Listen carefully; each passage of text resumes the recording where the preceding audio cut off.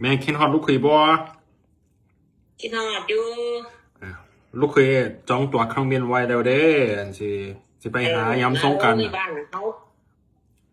รถแห่หลายคัน สงเนี่ย แต่2 งาน 3 งานติสงกรานต์อ่ะ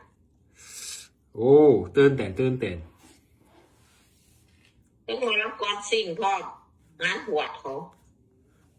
พาลูกเคยไปเต้นหนาฮันเนี่ยเด้อ แม่สิพาไปเต้นแม่ก็ไปเต้นด้วยกัน แล้วบักม่วงสุกแล้วไปบักม่วงแม่เฒ่า ผมมองยังบ่แก่เลยแต่ว่ามีกระลูกใหญ่ๆเลยนี่เราบอกยังไงเด้ บักเขียบเด้ บักเขียบหัวถ้าเป็นดอก